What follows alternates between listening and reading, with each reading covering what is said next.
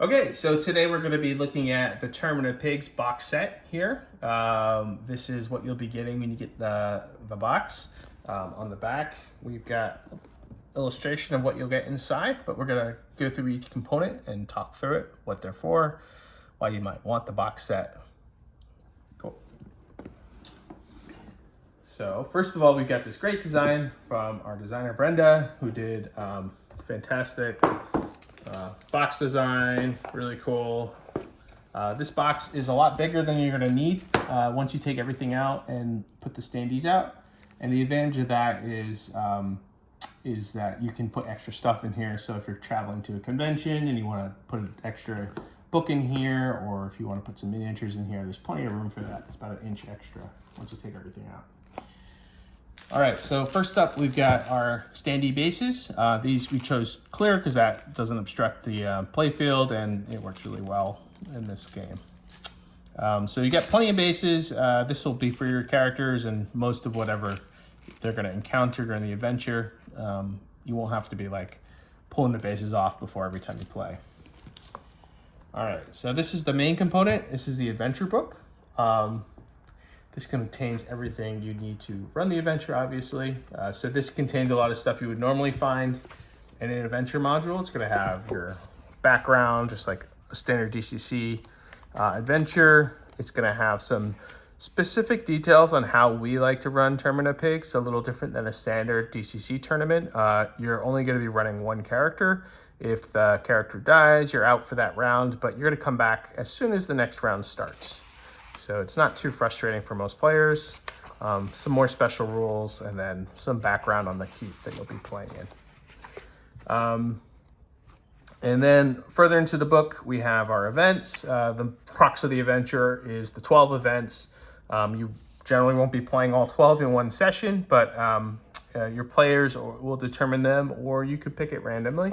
And you can go right to the chapter that you want to run, and all the information's there. Most of the events are fairly short reads, so you can kind of read through it before you run the adventure and be ready to go once it starts. Cool. At the back of the book, we have an appendix in case your players decide to try to kill the king. We got some rules there for you. That's happened a couple times in play tests. And we have all the cards in case you don't buy the box set. You can photocopy these. And if you don't like the card system that we have in there, we have tables too that you can use instead. Cool. So that's it for the book. Oh, we got this great illustration in the back too. Wrap around. All right. The first game component we have is the board. The entire tournament takes place on this game board within the arena of the game board. So this is going to use the standard grid system. Unlike most DCC games, Tournament of Pigs really focuses on the grid and uses the grid to help make the events a little more challenging and kind of even-handed for all the players. So I think you'll find it works really well with the events, even in DCC. So this is where you're going to be putting your event tiles. All the characters will be playing here. The king sits up here in the royal box, and the players will come down in these barrels that are placed around the arena. Cool. So at the beginning of each event, most events have some sort of physical feature. Like for instance, the Sphinx has these human-sized catapults that the players are strapped to. And one of the features we unlocked in the Kickstarter were event tiles. So we have event tiles for almost every event, every event that needs them. So for instance, the Sphinx has these little catapults here. So you'll be able to use those in the game. If I can get this open, there. So one cool thing we did was there's a lot of events, and it can be confusing to know what each piece is, especially if you're not super familiar with every event. So on the back of the event tiles, we wrote down which event they're on. So you know that these catapults are for Sphinx and not for Duel, for instance, which has a similar looking component. So these are all to scale to the grid, and you can actually see it's the same artwork here.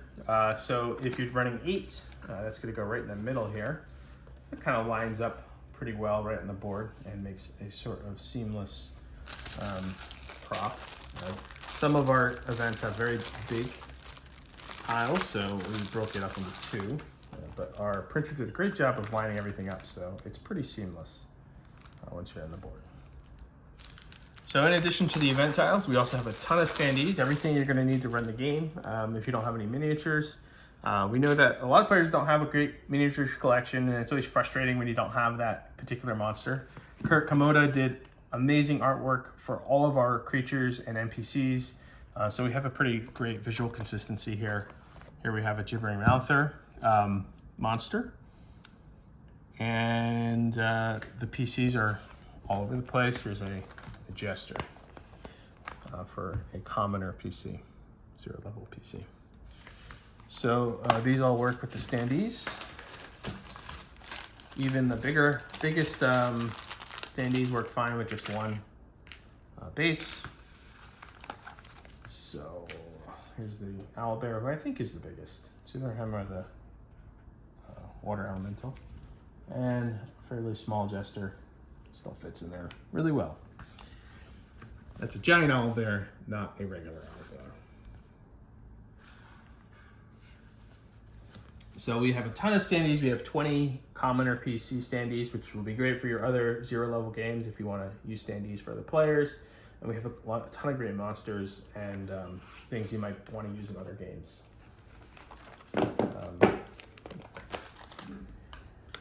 All right, next up we have in the box, we have our score sheet. So you can use WeirdWorks stamps to keep track of players' scores as they're playing through the game. You can mark whether they die or if they survive an event, and then you can write down what the name of the event was and anything notable that might have happened in their survival or their death.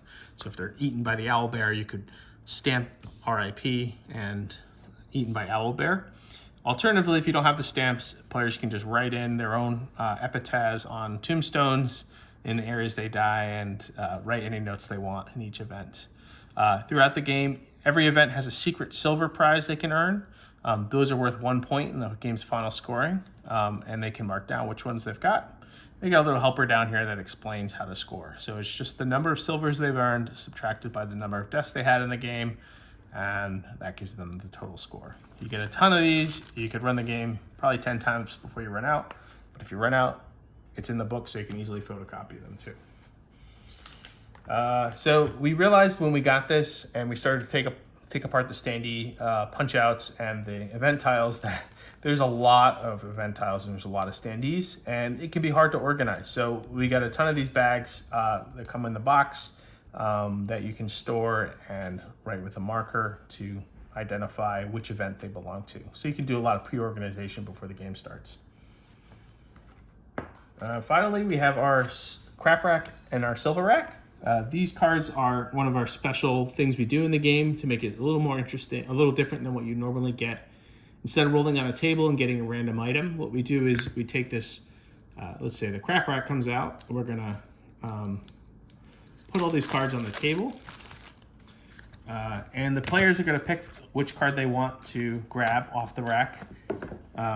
It's first come, first serve. So if you see a giant, enormous sword, and that seems like something your character might want to use, you go ahead and grab it before another player does. Now, all of these cards have flip conditions, they're called.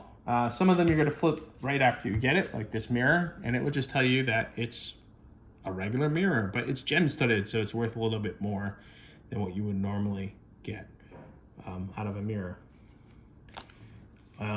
Alternatively, you might get this big sword, and it says flip after hitting a creature. So if you flip this over, it's going to tell you what the D&D equivalent, or sorry, the DCC equivalent is. So two-handed sword in this case. Or this armor, after you acquire it, you find out, oh, this is only going to fit a medium creature. There's a hint, it says medium set, but just to be clear, only medium creatures can put it on. You need 10 minutes to put it on. So there's risks in some of these. There's some potions that players are going to have no idea what they do. For instance, this one, you won't know until they try it out. I'm not going to reveal what that does, just in case the player's watching. But yeah, there's a lot of A lot of fun things that can be had here. And this is a great reward to give the players after they've survived a battle. You can take out the rack and they get to pick what they want if they earned a silver prize. So that about covers what comes in the box. We got one more thing to show you, and that's the DM screen. Depending where you buy this is going to be an option as an add-on. The DM screen has this really important piece of art here. This is the event list that if your players are picking, they can look on here and pick out which event they want to pick. It's got some silver prize art, which is a hint to some of the puzzles.